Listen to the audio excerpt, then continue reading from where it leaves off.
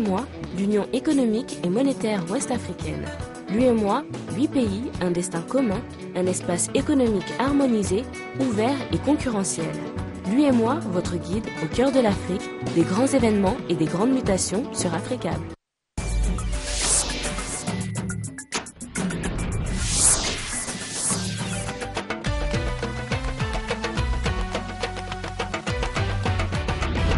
Merci de nous rejoindre pour cette nouvelle édition. Bienvenue, voici les titres de ce journal.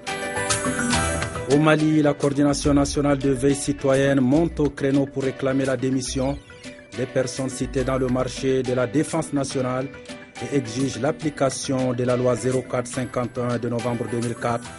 Elle a organisé ce samedi une marche pacifique à Bamako. Les détails dès le début du journal.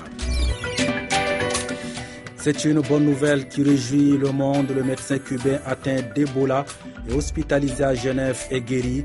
Il a quitté la Suisse ce samedi pour rejoindre sa famille à Cuba. Sport, on connaît désormais le vainqueur de l'édition 2014 de la Coupe de la CAF. Il s'agit d'Al Ahly d'Égypte qui s'est imposé 1-0 face aux Ivoiriens du CV Sport.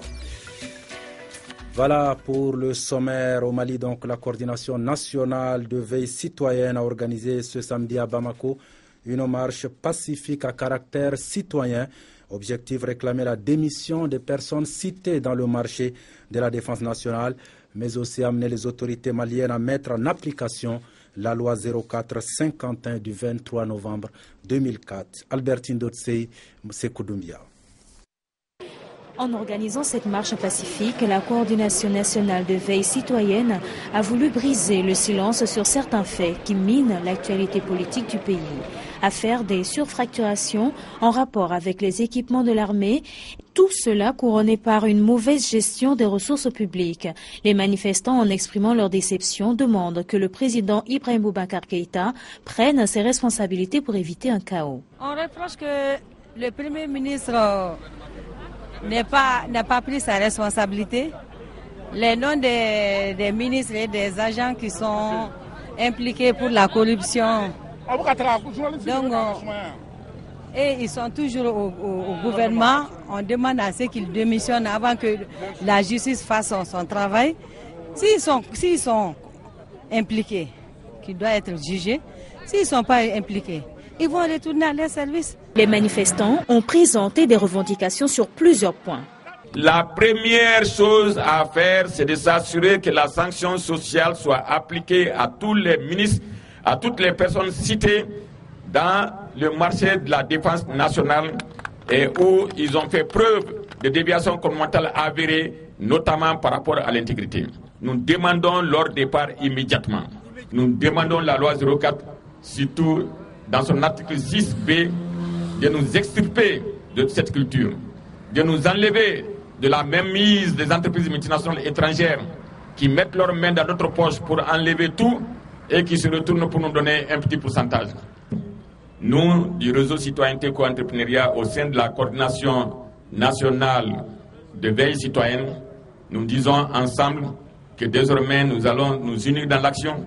Toutes les fois qu'il y a un problème qui interpelle la nation, nous allons agir en veille. La coordination nationale de veille citoyenne rassemble un nombre important d'associations sur toute l'étendue du territoire national. Elle compte mener le combat nécessaire afin que les revendications citoyennes ne restent pas lettre morte et que le Mali puisse se reconstruire rapidement et retrouver ses valeurs démocratiques. Encore un mot de politique toujours au Mali. L'Alliance pour la solidarité au Mali, convergence des forces patriotiques. ASMA CFP tient depuis ce matin son premier congrès ordinaire. Durant 2 jours, les délégués venus de tout le Mali vont procéder entre autres à l'adoption des textes, la réorientation de la ligne politique du parti et à la mise en place de nouveaux organes de direction, membres de la majorité présidentielle. Le parti réaffirme son soutien au président Ibrahim Boubacar Keïta. Daouda Kamate Moussabari. La grande salle Amadou Ampateba du Palais de la Culture a refusé du monde en ce jour, tant la mobilisation était forte pour les militants de l'Alliance pour la solidarité au Mali, aussi appelée Convergence des forces patriotiques ASMA-CFP. Cette mobilisation suscitait de partout à travers les 8 régions du pays ainsi que du district de Bamako et même des pays voisins a consacré le premier congrès ordinaire du parti. Considéré comme l'une des toutes dernières formations politiques de l'échiquier national, l'ASMA capitalise aujourd'hui aujourd'hui, en 18 mois d'existence seulement, 5 députés à l'Assemblée nationale, 217 conseillers municipaux, 24 maires et 2 présidents de conseil de cercle. Au terme de ces 2 jours de travaux, verra l'adoption des textes du parti, de la ligne politique du parti et la mise en place d'une nouvelle direction. Venus témoigner leur sympathie au parti et à son président, à l'occurrence Soumaïlo Boubèye Maïga, les chefs de parti présents ont magnifié la qualité politique d'un leader qui se caractérise par son patriotisme, sa conviction pour la lutte démocratique et son courage. Pour le président de l'ASMA, cette période de difficultés, d'interrogations et de doutes doit nous amener à rester convaincus de la validité de nos choix et persévérer dans notre engagement. La conjoncture présente nous impose de procéder à des interrogations intelligentes, car la générosité d'un projet politique ne suffit pas à elle seule à en assurer la mise en œuvre réussie. Mais cette conjoncture ne nous fait pas douter de la justesse des options majeures que nous avons faites. Je tiens à rappeler que dans cette même salle, nous avions exprimé notre soutien à Ibrahim Boubacar Keïta pour les élections présidentielles. C'était un choix de cœur, de raison, de confiance, de conviction et de responsabilité. C'est un choix que nous maintenons sans réserve. Car nous demeurons convaincus de la validité et de la pertinence du projet présidentiel, le Mali d'abord, le Mali toujours. Même en dehors de l'exécutif, l'ASMA, à travers son premier responsable, demeure attaché au retour de la paix, à la réussite de la réconciliation nationale, à la reconstruction d'une armée forte et républicaine et enfin à la préservation de l'unité nationale dans la diversité de nos cultures. Nous vous l'annoncions dès hier, la Cour pénale internationale avait abandonné les poursuites des crimes contre l'humanité contre le président Kenya Uhuru Kenyatta pour insuffisance de preuves à Nairobi. La nouvelle a été saluée comme une victoire. Par contre, les associations de défense des droits de l'homme déplorent le retrait des charges en assurant que cela allait faire reculer les efforts pour mettre un terme à la culture établie de l'impunité des responsables au pouvoir. Cette bonne nouvelle, le médecin cubain atteint d'Ebola et qui était soigné aux hôpitaux universitaires de Genève est guéri. Il a quitté donc la Suisse ce samedi pour rejoindre sa famille à Cuba. Ce médecin était hospitalisé à Genève depuis le 21 novembre. Il a bénéficié d'un double traitement expérimental. À présent, voici un tour d'horizon de l'actualité en bref et en image signé Aminata Mariko. Diplomatie, la Gambie regrette l'attitude jugée bizarre de la Guinée qui l'a pas remercié pour son aide de $500,000 contre l'épidémie Ebola dans un communiqué. Le président gambien Yahya Jammeh avait ordonné en septembre de remettre à la Guinée un demi-million de dollars, ce qui a été fait et la réception des fonds a été confirmée par la Banque centrale guinéenne, explique le gouvernement gambien dans ce communiqué. Mais cette aide n'a suscité aucune réaction du gouvernement guinéen, affirme-t-il. Politique en Côte d'Ivoire, alors que le leader du PDCI, Henri Konan Bédié, s'était clairement prononcé en septembre pour un ralliement à un candidat unique à la personne d'Alassane Ouattara lors de la prochaine élection présidentielle. Vendredi, 2 membres du parti se sont déclarés candidats au nom du Parti démocratique de Côte d'Ivoire. Il s'agit de l'ex-ministre Essi Amara et de Kouadio Konan Bertin. Le projet de réforme constitutionnelle a-t-il été abandonné en République démocratique du Congo? En tout cas, des 3 projets concurrents déposés à l'Assemblée nationale, le bureau a choisi celui du député de l'opposition Deli Sesanga, étoffé avec certaines des propositions faites par le gouvernement. L'attatisme de la CENI, du gouvernement et du président de la République lui-même crée un sentiment de flottement. Pour certains observateurs, le vent du Burkina Faso y serait pour quelque chose. Enfin, sport pour terminer, le congrès extraordinaire de la Fédération togolaise de football prévu ce 6 décembre à Palimé a été reporté à une date ultérieure. La tenue de cette assise était compromise après l'arrestation dans la nuit de jeudi du président Gabriel Améi. Il a été interpellé à Lomé à son retour de Malabo où il a assisté au tirage au sort de la CAN 2015. Jusqu'alors, on ignore toujours les raisons de cette arrestation. Mais selon les informations qui circulent dans la presse locale, l'homme serait accusé d'escroquerie et d'abus de confiance sur un homme d'affaires béninois. À l'international, aux États-Unis, pour la troisième nuit consécutive, les manifestations contre les violences policières se poursuivent. Dans les grandes villes américaines aux quatre coins du pays, les protestataires ont tenu à dénoncer ce qu'ils considèrent comme des lynchages modernes et réclament justice. Je ne peux plus respirer, crient ces manifestants.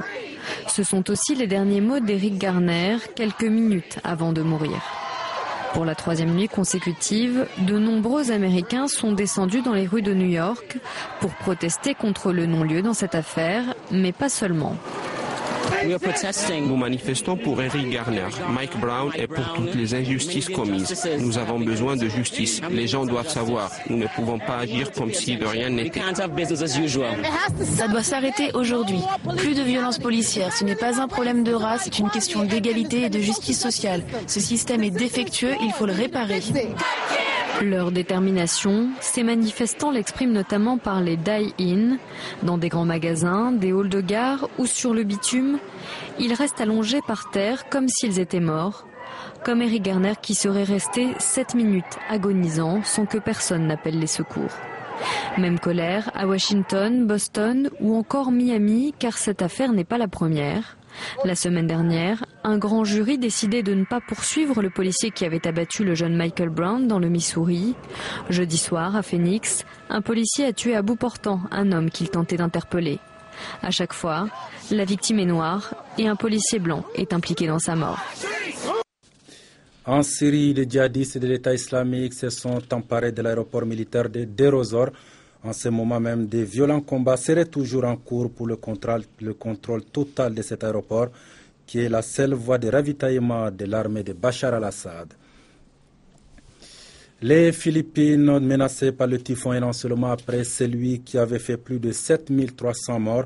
Cette fois, le typhon Agupida atteint l'est de l'archipel. Plusieurs millions de Philippins ont été évacués. Par moment, les rafales de vent pouvaient atteindre le 200 km/h et même la capitale Manille est pour être touchée. La virulence de cette tempête à répétition est imputée selon des scientifiques au réchauffement climatique. Face au cyclone le plus puissant de l'année, le bulletin météo devient un instrument de survie. S'il ne réduit pas en intensité dans les heures à venir, le typhon pourrait directement menacer plus de 50 millions de Philippins, soit environ la moitié de la population. Il faut faire vite, il se déplace à une vitesse de 30 mètres par seconde. Ses vents atteignent les 230 km/h. L'est de l'archipel, où l'on vit de la pêche et de l'agriculture, est en première ligne. Nous avons très peur, nous avons préparé tous nos bagages et sommes prêts à partir pour être sûrs que notre famille sera épargnée par le typhon. Sur les régions côtières, on s'attend à des vagues de plus de 8 mètres de hauteur. Écoles, églises, gymnases, tout est bon pour trouver refuge. Les autorités ont engagé l'une des plus importantes opérations d'évacuation de l'histoire. 2 millions de personnes à mettre en sécurité. C'est l'équivalent d'une ville comme Paris. Le Centre américain de surveillance des typhons prévoit le scénario du pire. Le cyclone pourrait dévier vers la capitale Manille et ses 12 millions d'habitants. Nous craignons que ce typhon soit aussi puissant qu'Haiyan qui a totalement dévasté Tacloban l'année dernière. Nos enfants sont en sécurité ici. Haiyan est encore dans tous les esprits le plus puissant des typhons jamais enregistrés à avoir atteint la terre ferme. Il a fait l'année dernière plus de 7300 morts et rayé des villages entiers de la carte. Sport, football, l'édition 2014 de la Coupe de la CAF a livré son verdict ce samedi. Battu à l'aller 2-1, Al-Ahly d'Égypte a remporté le trophée en s'imposant à domicile 1-0 face aux Ivoiriens de CV Sport. Sekou Tangara.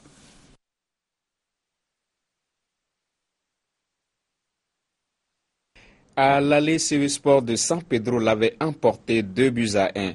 Al-Ahly s'imposant donc grâce au but marqué à l'extérieur. Immense déception pour les Ivoiriens du CV Sport qui sont passés à quelques secondes du premier sacre continental de leur histoire en s'inclinant face à Al-Ahly 1-0 au bout du temps additionnel. Pourtant, les Ivoiriens ont eu les plus grosses occasions en première période. L'unique but libérateur de la rencontre a été l'œuvre de Metteb à la 96e minute. Sur un centre de Walid Soliman, Metteb a placé une tête décisive au bout du temps additionnel.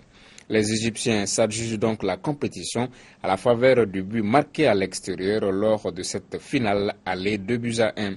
Vainqueur de la Ligue des Champions en 2013, Al Ahly sauve sa saison décevante en remportant la Coupe de la Confédération africaine de football. Voilà qui met fin à ce journal. La suite des programmes tout à l'heure, votre bulletin en anglais News of the Week à 21h30, Afrique Info, première partie à 22h15, votre feuilleton Saloni. Passez d'excellents moments à notre compagnie. N'oubliez pas demain 19h le débat du dimanche, Sékou Tangara et ses invités. À demain.